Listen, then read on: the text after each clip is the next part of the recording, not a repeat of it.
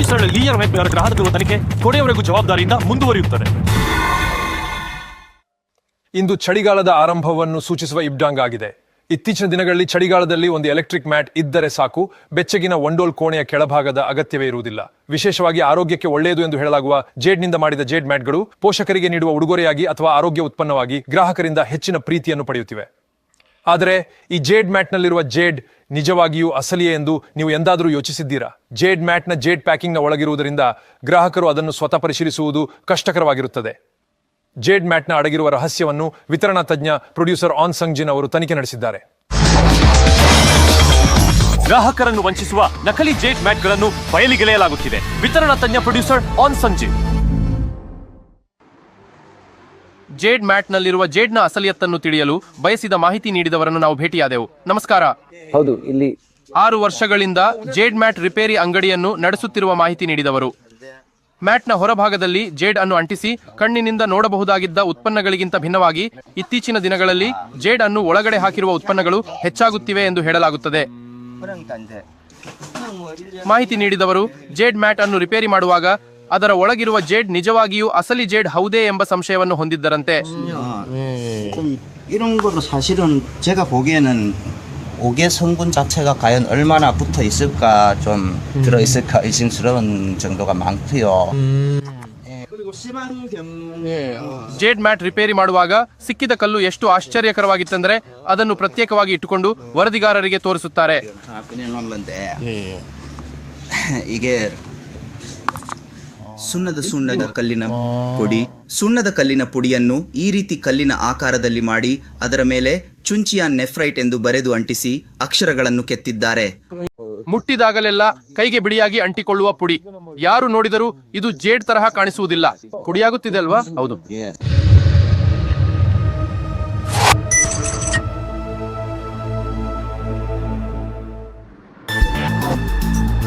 ಹಾಗಾದರೆ ಜೇಡ್ ಎಂತಹ ಖನಿಜ ಮತ್ತು ಅದನ್ನು ಎಲ್ಲಿಂದ ಹೇಗೆ ತೆಗೆಯಲಾಗುತ್ತದೆ?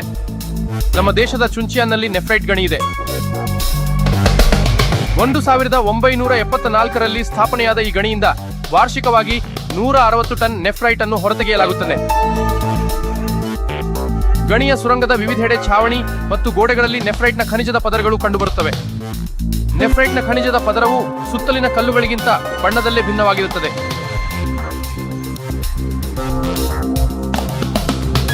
ನೆಫ್ರೈಟ್ ತೇವಾಂಶದಿಂದ ಕೂಡಿದ್ದು ಕಲ್ಲಿನ ಬಣ್ಣವು ಅಕ್ಷರಶಃ ಜೇಡ್ ಬಣ್ಣದ್ದಾಗಿತ್ತು.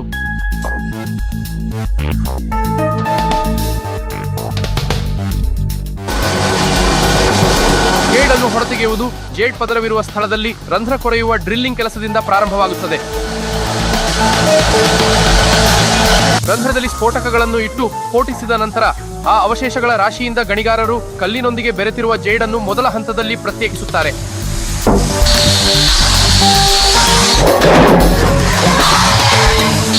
ಉತ್ತಮ ಗುಣಮಟ್ಟದ ನೆಫ್ರೈಟ್ ಅನ್ನು ಗಣಿಗಾರಿಕೆ ಮಾಡಲು ಈ ಗಣಿಯಲ್ಲಿ ಭೂಗತ 400 ಮೀಟರ್ ಆಳದವರೆಗೆ ಹೋಗಲಾಗಿದೆ. ಗಣಿಗಾರಿಕೆ ಮಾಡಿದ ನೆಫ್ರೈಟ್ ಕಚ್ಚಾ ಕಲ್ಲು ನೋಡಿದ ತಕ್ಷಣವೇ ಸಾಮಾನ್ಯ ಕಲ್ಲಿಗಿಂತ ಭಿನ್ನವಾಗಿ ಕಾಣುತ್ತದೆ. ಇದು ಹೇಗಿದೆ? ಮತ್ತು ಒಂದೇ ಗಣಿಯಿಂದ ತೆಗೆದ ಜೇಡ್ ಆದರೂ ಗುಣಮಟ್ಟದಲ್ಲಿ ವ್ಯತ್ಯಾಸವಿರುತ್ತದೆ ಎಂದು ಹೇಳಲಾಗುತ್ತದೆ. 유리처럼 투명하지 않으면서도 이렇게 맑게 보이는 옥이 아주 좋은 그 품질의 옥이라고 보시면 됩니다. ಇಲ್ಲಿಂದ ಹೊರತೆಗೆಯಲಾಗುವ ನೆಫ್ರೈಟ್ ಇದಕ್ಕಿಂತ ಸ್ವಲ್ಪ ಹೆಚ್ಚು ಗಟ್ಟಿಯಾದ ಮತ್ತು ಗಾಢ ಬಣ್ಣವನ್ನು ಹೊಂದಿರುವ ಜೇಡೈಟ್. ಜೇಡ್ ಅನ್ನು ಪ್ರಮುಖವಾಗಿ 2 ವಿಧಗಳಾಗಿ ವಿಂಗಡಿಸಲಾಗಿದೆ. ನೆಫ್ರೈಟ್ ಅನ್ನು ಚುಂಚಿಯಾನ್ ಸೇರಿದಂತೆ ನ್ಯೂಜಿಲೆಂಡ್ ಅಥವಾ ರಷ್ಯಾ ಮುಂತಾದ ದೇಶಗಳಲ್ಲಿ ಉತ್ಪಾದಿಸಲಾಗುತ್ತದೆ ಮತ್ತು ಇದನ್ನು ಪ್ರಮುಖವಾಗಿ ಕರಕುಶಲ ವಸ್ತುಗಳನ್ನು ತಯಾರಿಸಲು ಬಳಸಲಾಗುತ್ತದೆ. ಪಚ್ಚೆ ಎಂದು ಕರೆಯಲ್ಪಡುವ ಜೇಡೈಟ್ ಅನ್ನು ಪ್ರಮುಖವಾಗಿ ಆಭರಣಗಳಿಗಾಗಿ ಸಂಸ್ಕರಿಸಲಾಗುತ್ತದೆ ಮತ್ತು ಇದನ್ನು ಮ್ಯಾನ್ಮಾರ್, ಗ್ವಾಟೆಮಾಲಾ ಮುಂತಾದ ದೇಶಗಳಲ್ಲಿ ಉತ್ಪಾದಿಸಲಾಗುತ್ತದೆ. ಹಾಗಾದ್ರೆ ಜೇಡ್ ಹಾಸಿಗೆಯಲ್ಲಿರುವ ಜೇಡ್ ಯಾವುದು? ನಾವು ಮಾರುಕಟ್ಟೆಯಲ್ಲಿ ಮಾರಾಟವಾಗುವ ಜೇಡ್ ಹಾಸಿಗೆಗಳನ್ನು ಪರಿಶೀಲಿಸಿದ್ದೇವೆ. ಹೆಚ್ಚಿನ ಮಾರಾಟಗಾರರು ಹಾಸಿಗೆಯಲ್ಲಿ ಜೇಡ್ ಇರುವುದನ್ನು ಒತ್ತಿ ಹೇಳುತ್ತಾರೆ. ಆದರೆ ಆ ಪದಗಳು ಸ್ವಲ್ಪ ವಿಭಿನ್ನವಾಗಿವೆ. ಕೆಲವು ಕಂಪನಿಗಳು ಇದನ್ನು ಜೇಡ್ ಎಂದು ಕರೆಯುತ್ತವೆ. ಇನ್ನು ಕೆಲವು ಕಂಪನಿಗಳು ಇದನ್ನು ಜೇಡ್ ಕಲ್ಲು ಎಂದು ಕರೆಯುತ್ತವೆ. ಜೇಡ್ ಪುಡಿ ಕೂಡ ಇದೆ. ವಿವಿಧ ರೀತಿಯ ಪದಗಳಿಂದ ಗೊಂದಲಕ್ಕೊಳಗಾದ ವರದಿಗಾರರ ತಂಡವು ನೇರವಾಗಿ ಮಾರಾಟ ಮಳಿಗೆಗೆ ಹೋಗಿ ಪರಿಶೀಲಿಸಲು ನಿರ್ಧರಿಸಿತು. ನಾವು ಅಂಗಡಿಗೆ ಪ್ರವೇಶಿಸುತ್ತಿದ್ದಂತೆ ಮಾರಾಟಗಾರರು ನಮಗೆ ಜೇಡ್ ಹಾಸಿಗೆಯನ್ನು ಶಿಫಾರಸು ಮಾಡುತ್ತಾರೆ. ಹಾಸಿಗೆಯಲ್ಲಿರುವ ಜೇಡ್ ನಿಜವಾದ ಜೇಡ್ ಹೌದೇ ಎಂದು ನಾವು ಕೇಳಿದೆವು.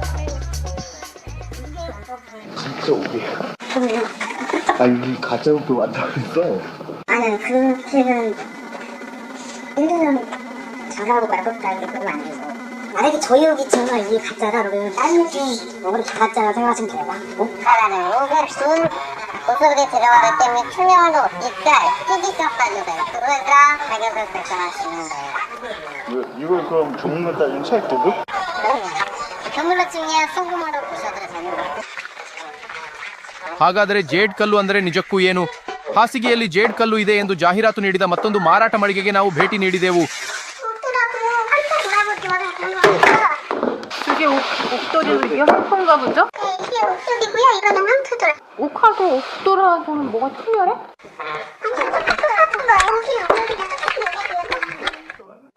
ಜೇಡ್ ಕಲ್ಲು ಅಂದರೆ ಜೇಡ್ ಆಗಿರುವುದರಿಂದ ಇದು ಆರೋಗ್ಯಕ್ಕೂ ಒಳ್ಳೆಯದು ಎಂದು ಅವರು ಹೇಳುತ್ತಾರೆ.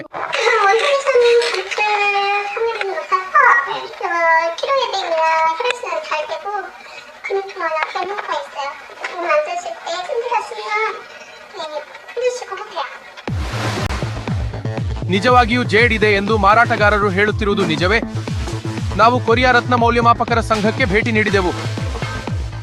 ಮಾರುಕಟ್ಟೆಯಲ್ಲಿ ಮಾರಾಟವಾಗುವ ಜೇಡ್ ಹಾಸಿಗೆಗಳಲ್ಲಿ 10 ಯಾದೃಚ್ಛಿಕವಾಗಿ ಆಯ್ದು ಖರೀದಿಸಿದ್ದೇವೆ.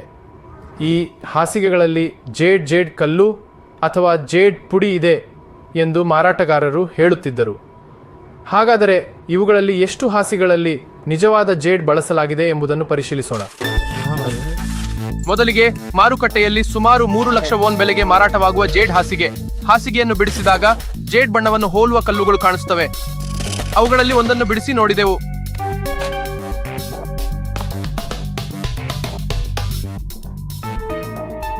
ಬಣ್ಣ ಕಲ್ಲಿನ ಮುಂಭಾಗ ಮತ್ತು ಹಿಂಭಾಗದ ಬಣ್ಣಗಳು ಬೇರೆ ಬೇರೆಯಾಗಿವೆ. ಇದು ಟೈಲ್ಸ್ ತರಹ ತಯಾರಿಸಿದ ಉತ್ಪನ್ನದಂತೆ ಕಾಣುತ್ತದೆ. ಇದು ಕೂಡ ಹಾಗೆಯೇ ಇದೆ. ಹೌದು, ಅದರ ಪಕ್ಕದ ಕಲ್ಲು ಕೂಡ ಹಾಗೆಯೇ ಇದೆ. ಇದನ್ನು ನಿಜವಾದ ಜೇಡ್ ಜೊತೆ ಇಟ್ಟು ಹೋಲಿಸಿದಾಗ ಬಣ್ಣ ಮತ್ತು ವಿನ್ಯಾಸದಲ್ಲಿ ಸೂಕ್ಷ್ಮ ವ್ಯತ್ಯಾಸ ಕಂಡುಬರುತ್ತದೆ. ಈ ಕಲ್ಲನ್ನು ಒಡೆದು ಇದರ ಅಸಲಿಯತ್ತನ್ನು ತಿಳಿಯಲು ನಿರ್ಧರಿಸಿದೆವು. ಹೌದು, ಒಡೆದಿದ್ದೇನೆ. ಅಯ್ಯೋ, ಇದು ಜೇಡ್ ಅಲ್ಲ, ಟೈಲ್ಸ್ ತರ ಸುಟ್ಟು ತಯಾರಿಸಿದ ಸೆರಾಮಿಕ್ ಉತ್ಪನ್ನವಷ್ಟೇ. ಮೇಲ್ಭಾಗದ ಬಣ್ಣ ಮಾತ್ರ ಒಂದೇ ತರ ಇದೆ. ಹೌದು, ಇದು ಸ್ನಾನದ ಕೋಣೆಯಲ್ಲಿ ಬಳಸುವ ಟೈಲ್ಸ್ ತರದೇ ಆಗಿದೆ. ಹೇಗಿದ್ದರೂ ಇದು ನಕಲಿ. ಕಡಿಮೆ ಬೆಲೆಗೆ ಮಾರಾಟವಾಗುವ ಮತ್ತೊಂದು ಹಾಸಿಗೆ. ಒಂದು ಮೂಲೆಯಲ್ಲಿ ಸ್ಪಷ್ಟವಾಗಿ ಜೇಡ್ ಹಾಸಿಗೆ ಎಂದು ಬರೆಯಲಾಗಿದೆ. ಜೇಡ್ ಎಲ್ಲಿದೆ ಮತ್ತು ಯಾವ ರೂಪದಲ್ಲಿದೆ? ಇದು ಕೇವಲ ಹೀಟಿಂಗ್ ವೈರ್ ಆಗಿದೆ. ಇದು ಹಸಿರು ಬಣ್ಣದಿಂದ ಗ್ರೀನ್ ಟೀ ಹಸಿರುವಂತೆ ಹೌದು, ಜೇಡ್ ಎಲ್ಲೂ ಇಲ್ಲ. ಇದು ಜೇಡ್ ಅಲ್ಲ ತಾನೇ? ಅಲ್ಲವೇ ಅಲ್ಲ, ಇದು ಹೀಟಿಂಗ್ ವೈರ್ ಅಷ್ಟೇ. ಒಂದು ವೇಳೆ ಜೇಡ್ ಈ ಹಸಿರು ಬಟ್ಟೆಯ ಒಳಗಡೆ ಇರಬಹುದೇ? 꼭 가루가 함유된 뭐가 아니라 ಆದ್ರೆ ಪರಿಗಣನೆಗೆ ಏನು ಕಾಣಿಸೋದಿಲ್ಲ ಅಲ್ವಾ? ಅಂತಹ ಜೇಡ್ ಹಾಸಿಗೆ ಎಲ್ಲಾದ್ರೂ ಇರುತ್ತದೆ. ವರದಿಗಾರರ ತಂಡಕ್ಕೆ ಕೊನೆಗೂ ಜೇಡ್ ಸಿಗಲಿಲ್ಲ. ಸುಮಾರು 3 ಮಿಲಿಯನ್ ವಾನ್ನಷ್ಟು ದುಬಾರಿ ಬೆಲೆಗೆ ಮಾರಾಟವಾಗುವ ಜೇಡ್ ಮ್ಯಾಟ್. ಅದರಲ್ಲಿ ಜೇಡ್ ಇದೆಯೇ ಎಂದು ಪರೀಕ್ಷಿಸಲು ಮ್ಯಾಟ್ ಅನ್ನ ಹರಿದು ನೋಡಿದೆವು.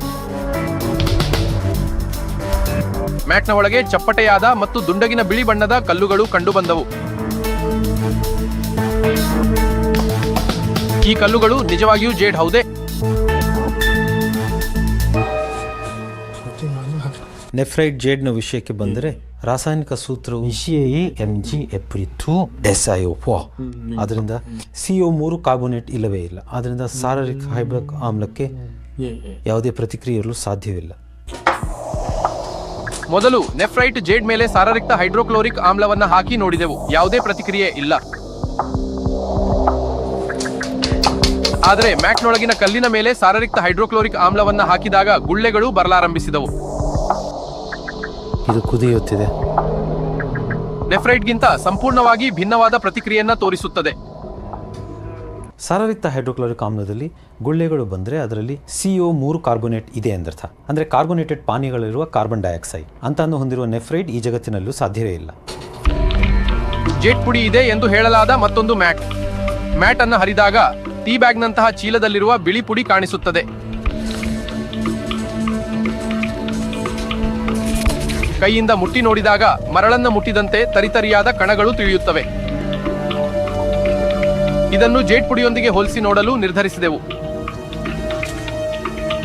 ಜೇಡ್ ಪುಡಿಯು ಮೈದಾ ಹಿಟ್ಟಿನಂತೆ ಬಿಡಿಯಾಗಿದ್ದು ನುಣ್ಣಗಿನ ಕಣಗಳನ್ನ ಹೊಂದಿದೆ. ಸಾರಯುಕ್ತ ಹೈಡ್ರೋಕ್ಲೋರಿಕ್ ಆಮ್ಲಕ್ಕೆ ಇದು ಹೇಗೆ ಪ್ರತಿಕ್ರಿಯಿಸಬಹುದು? ಜೇಡ್ ಪುಡಿಗೆ ಯಾವುದೇ ಪ್ರತಿಕ್ರಿಯೆ ಇಲ್ಲ. ಆದರೆ ಮ್ಯಾಟ್ನೊಳಗಿನ ಪುಡಿಯಿಂದ ತೀವ್ರವಾಗಿ ಗುಳ್ಳೆಗಳು ಏಳುತ್ತವೆ.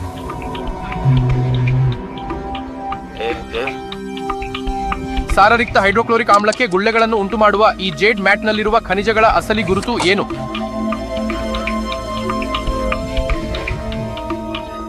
ಖನಿಜಗಳ ಗಡಸುತನವು ಅವುಗಳ ಪ್ರಕಾರಕ್ಕೆ ಅನುಗುಣವಾಗಿ ಭಿನ್ನವಾಗಿರುತ್ತದೆ. 옥은 뭐 석영하고 같거나 경도 7에 속하거나 정장석도 상하거나 이 사이입니다. 이렇게까지 별 줄 모르겠어요. ಸುತ್ತಿಗೆಯಿಂದ ಹೊಡೆದಾಗಲೂ ಗಡಸುತನದ ವ್ಯತ್ಯಾಸವು ಸ್ಪಷ್ಟವಾಗಿ ತಿಳಿಯುತ್ತದೆ. 이게 연옥이에요. 이게 연옥이에요. 이게 다 떼죠. 연옥이 이렇게 ಇಷ್ಟು ಬಲವಾಗಿರುತ್ತಾ? ಏನು ಖರೀದಿಸುವ ಅಗತ್ಯವೇ ಇಲ್ಲ. ಅದು ನಕಲಿ. ಕೊನೆಗೆ ಜೇಡ್ಗಿಂತ ಕಡಿಮೆ ಗಡಸುತನ ಹೊಂದಿರುವ ಮತ್ತು ಸಾರಯುಕ್ತ ಹೈಡ್ರೋಕ್ಲೋರಿಕ್ ಆಮ್ಲಕ್ಕೆ ಪ್ರತಿಕ್ರಿಯಿಸಿದ ಕಲ್ಲುಗಳು ಕ್ಯಾಲ್ಸೈಟ್ ಇರಬಹುದು ಎಂದು ಊಹಿಸಲಾಗಿದೆ. ಮಾರುಕಟ್ಟೆಯಲ್ಲಿ ಸುಮಾರು 3 ಲಕ್ಷ ವಾನ್ಗೆ ಮಾರಾಟವಾಗುತ್ತಿರುವ ಮತ್ತೊಂದು ಜೇಡ್ ಮ್ಯಾಟ್. ಲೇಬಲ್ನಲ್ಲಿ ನೈಸರ್ಗಿಕ ಜೇಡ್ ಎಂಬ ಪದಗಳು ಸ್ಪಷ್ಟವಾಗಿವೆ. ಮ್ಯಾಟ್ ಅನ್ನು ಹರಿದಾಗ ನೆಫ್ರೈಟ್ ಜೇಡ್ನ ಬಣ್ಣದಿಂದ ಪ್ರತ್ಯೇಕಿಸಲು ಕಷ್ಟವಾದ ಕಲ್ಲು ಕಾಣಿಸುತ್ತದೆ. ನೆಫ್ರೈಟ್ ಜೇಡ್ನೊಂದಿಗೆ ನೇರವಾಗಿ ಹೋಲಿಸಿದರೂ ದೊಡ್ಡ ವ್ಯತ್ಯಾಸವೇನೂ ಕಾಣಿಸುವುದಿಲ್ಲ. ವಕ್ರೀಭವನ ಸೂಚ್ಯಂಕ ಪರೀಕ್ಷೆಯ ಮೂಲಕ ಇದನ್ನು ಕಂಡುಹಿಡಿಯಲು ನಿರ್ಧರಿಸಿದೆವು. ಪ್ರತಿಯೊಂದು ಖನಿಜವು ತನ್ನದೇ ಆದ ವಕ್ರೀಭವನ ಸೂಚ್ಯಂಕವನ್ನ ಹೊಂದಿರುತ್ತದೆ. ನೆಫ್ರೈಟ್ ಜೇಡ್ನ ವಕ್ರೀಭವನ ಸೂಚ್ಯಂಕವು 1.60 ರಿಂದ 1.63 ರ ನಡುವೆ ಇರುತ್ತದೆ. ನೆಫ್ರೈಟ್ ಜೇಡ್ನ ವಕ್ರೀಭವನ ಸೂಚ್ಯಂಕವನ್ನು ಅಳೆದಾಗ ಅದು 1.61 ರಷ್ಟು ವಕ್ರೀಭವನ ಸೂಚ್ಯಂಕವನ್ನ ತೋರಿಸುತ್ತದೆ. ಹಾಗಾದರೆ ಮ್ಯಾಟ್ನಿಂದ ಬಂದ ಕಲ್ಲಿನ ವಕ್ರೀಭವನ ಸೂಚ್ಯಂಕ ಎಷ್ಟು? ಈ ಕಲ್ಲಿನ ವಕ್ರೀಭವನ ಸೂಚ್ಯಂಕವು 1.60 ರಿಂದ 1.63 ರ ನಡುವೆ ಇದ್ದರೆ ಅದು ಖಂಡಿತವಾಗಿಯೂ ನೆಫ್ರೈಟ್ ಜೇಡ್ ಆಗಿದೆ.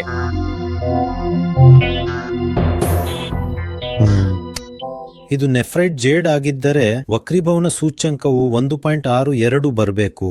ಮತ್ತು ಜೇಡೈಟ್ ಆಗಿದ್ದರೆ ಅಂದರೆ ಬಿಚ್ಚಿ ಆಗಿದ್ದರೆ ವಕ್ರೀಭವನ ಸೂಚ್ಯಂಕವು 1.66 ಬರಬೇಕು. ಆದರೆ ಈಗಿನ ಸ್ಥಿತಿಯಲ್ಲಿ ನೋಡಿದರೆ ವಕ್ರೀಭವನ ಸೂಚ್ಯಂಕವು 1.56 ಬಂದಿದೆ. 그러면 산유석이지요. 에서펜틴 산유석입니다. ಹೌದು, ಈ ಕಲ್ಲಿನ ಅಸಲಿ ಗುರುತು ಸರ್ಪೆಂಟೈನ್ ಆಗಿತ್ತು. ಅದರ ಮೂಲ ವಸ್ತುವಿನವರೆಗೆ ಪರೀಕ್ಷಿಸಿ ನೋಡಿದಾಗ 10 ಜೇಡ್ ಹಾಸಿಗೆಗಳಲ್ಲಿ ಒಂದರಲ್ಲೂ ನಿಜವಾದ ಜೇಡ್ ಕಲ್ಲು ಇರಲಿಲ್ಲ. ಬೋನ್ಸೋ ಕಾಗ್ ಮೋಗ್ನಂತಹ ಪುಸ್ತಕಗಳಲ್ಲೂ ಜೇಡ್ ಬಗ್ಗೆ ಉಲ್ಲೇಖಗಳನ್ನು ಕಾಣಬಹುದು.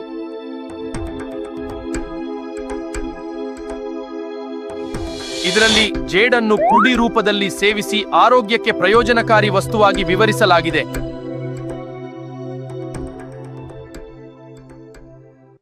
ಸೆರಾಕಿಯರ್ ಹೆಲ್ತ್ ಕೇರ್ ಸಂಸ್ಥೆಯ ಮಿಸ್ಟರ್ ವೆಂಕಟೇಶನ್ ದೂರು ನೀಡಿದ ಆಧಾರದ ಮೇಲೆ ನಮಗೆ ಇಷ್ಟೊಂದು ಸತ್ಯವನ್ನು ಪತ್ತೆ ಹಚ್ಚಲು ಸಾಧ್ಯವಾಯಿತು. ಸೆರಾಕಿಯರ್ ಸಂಸ್ಥೆಯ ಎಲ್ಲಾ ತಂಡದವರಿಗೂ ಧನ್ಯವಾದಗಳು. ಹಾಸಿಗೆ ತಯಾರಕರು ಜೇಡ್ಗೆ ಇರುವ ಈ ಒಳ್ಳೆಯ ಮೌಲ್ಯವನ್ನು ತಮಗೆ ಪೂರಕವಾಗಿ ಬಳಸಿಕೊಳ್ಳುತ್ತಿದ್ದಾರೆ. ಅಲ್ಲದೆ ಬಹುತೇಕರಿಗೆ ಜೇಡ್ ಹಾಸಿಗೆಯಲ್ಲಿರುವ ಕಲ್ಲು ಜೇಡ್ ಅಲ್ಲ ಎಂಬುದು ತಿಳಿದಿದೆ. 이거는 어떤 돌로 알고 있나요? 돌 이름은 뭡니까? 돌 이름은 뭐 사문암? 예. 사문암 정도로 알고 있습니다. 사문암 정도로. 네네. ಅಪ್ಪ ಕಡಮ ಇದೆ. ಪ್ರಸ್ತುತ ಜೇಡ್ ಹಾಸಿಗೆ ಸಂಸ್ಥೆಗಳು ಬಳಸುವ ಕಲ್ಲುಗಳು ಚೀನಾದಿಂದ ಆಮದು ಮಾಡಿಕೊಂಡವುಗಳಾಗಿವೆ. ಕೆಲವು ಪ್ರದೇಶಗಳಲ್ಲಿನ ಕಲ್ಲುಗಳನ್ನು ಚೀನಾದಲ್ಲಿ ಜೇಡ್ ಎಂದು ಕರೆದರೂ ಅವು ನೆಫ್ರೈಟ್ ಅಥವಾ ಜೇಡೈಟ್ ಅಲ್ಲ. ಚೀನಾ ಕಲ್ಲುಗಳನ್ನು ಬಳಸಲು ಪ್ರಮುಖ ಕಾರಣ ಅದರ ಬೆಲೆಯೇ ಆಗಿದೆ. 400개 정도 들어갑니다. 400개 정도. 예. 그러면 이게 원가로는 얼마나 돼요? 원가로 옥돌 원가로는 한 4, 5만 원 정도요? 아, 4, 5만 원. 네네. ಜೇಡ್ ಹಾಸಿಗೆಗಳು ಅಸಲಿ ಎಂದು ಮಾರಾಟವಾಗುವ ಈ ವ್ಯಾಪಾರ ಪರಿಸರದಲ್ಲಿ ನಿಜವಾದ ಜೇಡ್ ಹಾಸಿಗೆಯನ್ನು ಪತ್ತೆ ಹಚ್ಚುವುದು ಸುಲಭವಲ್ಲ. ನಾವು ತುಂಬಾ ಕಷ್ಟಪಟ್ಟು ಜೇಡೈಟ್ ಬಳಸಿ ಜೇಡ್ ಹಾಸಿಗೆ ತಯಾರಿಸುವ ಒಂದು ಸಂಸ್ಥೆಯನ್ನು ಪತ್ತೆ ಹಚ್ಚಿದೆವು. ಜನರಲ್ಲಿ ಈ ರೀತಿಯ ಜಾಗೃತಿ ಇಲ್ಲ. ಸೊ ನಾವು ಜನರಿಗೆ ಎಷ್ಟೇ ಜಾಗೃತಿ ಮೂಡಿಸಿದರೂ ಜನರು ಮೋಸ ಹೋಗುತ್ತಲೇ ಇದ್ದಾರೆ. ಸೊ ಈ ಜೇಡ್ ಸ್ಟೋನ್ ಅನ್ನೋದನ್ನ ಆನ್ಲೈನ್ನಲ್ಲಿ ಮಾರಾಟ ಮಾಡಲೇ ಸಾಧ್ಯವಿಲ್ಲ. ಸೊ ಈ ಆನ್ಲೈನ್ ಮಾರಾಟವೇ ಇಲ್ಲದ ವಿಷಯವನ್ನು ಜನರು ಏನನ್ನು ನಂಬಿ ಆನ್ಲೈನ್ನಲ್ಲಿ ಖರೀದಿಸುತ್ತಾರೋ ನಮಗೆ ತಿಳಿಯುತ್ತಿಲ್ಲ. ಕ್ರಮಬದ್ಧವಾದ ಜೇಡ್ ಹಾಸಿಗೆ ತಯಾರಕರು ಎಂಬ ರೀತಿಯಲ್ಲಿ ಜೇಡ್ನ ಒಳ್ಳೆಯ ಮೌಲ್ಯವನ್ನು ದುರುಪಯೋಗಪಡಿಸಿಕೊಳ್ಳುವ ಈ ಅಗ್ಗದ ವ್ಯಾಪಾರ ತಂತ್ರ ಬೇಸರ ತರುತ್ತದೆ ಎಂದು ಅವರು ಹೇಳುತ್ತಾರೆ. ನಾವು ಸುಮಾರು 1990ರಿಂದಲೇ ಇಲ್ಲಿ ಜೇಡ್ ಜ್ಯುವೆಲ್ಲರಿ ಮತ್ತು ಈ ಜೇಡ್ ಸ್ಟೋನ್ ಹೆಲ್ತ್ ಬೆಡ್ಗಳನ್ನು ವಿತರಿಸುತ್ತಿದ್ದೇವೆ. 20 ದೇಶಗಳಿಗೆ ನಾವು ಇದು ಮಾಡುತ್ತಿದ್ದೇವೆ. ಆದರೆ ಕೆಲವು ಸಂಸ್ಥೆಗಳು ಇದನ್ನು ದುರುಪಯೋಗಪಡಿಸಿಕೊಂಡು ಜನರನ್ನು ವಂಚಿಸುತ್ತಿವೆ. ಭಾರತದಲ್ಲಿ ಸೆರಾಕಿಯರ್ ಹೆಲ್ತ್ ಕೇರ್ ಸಂಸ್ಥೆ ಒಳ್ಳೆಯ ಜೇಡ್ ಸ್ಟೋನ್ ಬಳಸುತ್ತಿದ್ದಾರೆ. ಸುದ್ದಿ ತಂಡ ಖರೀದಿಸಿದ 10 ಜೇಡ್ ಹಾಸಿಗೆಗಳಲ್ಲಿರುವ ಜೇಡ್ ಎಲ್ಲವೂ ನಕಲಿ ಎಂಬುದು ಆಘಾತ ತರುತ್ತದೆ. ಜೇಡ್ ಹಾಸಿಗೆ ತಯಾರಕರು ಆರೋಗ್ಯಕ್ಕೆ ಒಳ್ಳೆಯದು ಎಂಬ ಜೇಡ್ನ ಸಾಂಪ್ರದಾಯಿಕ ಮೌಲ್ಯವನ್ನು ತಮ್ಮ ವ್ಯಾಪಾರಕ್ಕಾಗಿ ಬಳಸಿಕೊಂಡಿರುವುದೇ ಸತ್ಯ. ಗ್ರಾಹಕರನ್ನು ವಂಚಿಸಿ ಲಾಭ ಗಳಿಸುವ ಈ ಅಗ್ಗದ ತಂತ್ರಗಳು ಬಿಡಿಲಿ ಯಂಗ್ ಡಾನ್ ಅವರ ಗ್ರಾಹಕ ದೂರು ಕಾರ್ಯಕ್ರಮ ಇರುವವರೆಗೆ ನಡೆಯುವುದಿಲ್ಲ. ಮಾರಾಟಗಾರರು ಮತ್ತು ಗ್ರಾಹಕರು ಪರಸ್ಪರ ನಂಬುವ ದಿನ ಬರುವವರೆಗೆ ನಾವು ನಿರಂತರವಾಗಿ ಶ್ರಮಿಸುತ್ತೇವೆ. ಗ್ರಾಹಕರು ಸಂತೋಷ ಪಡುವ ದಿನದವರೆಗೆ ನಮ್ಮಿಂದ ಸಾಧ್ಯವಿರುವ ಎಲ್ಲವನ್ನೂ ಮಾಡುತ್ತೇವೆ.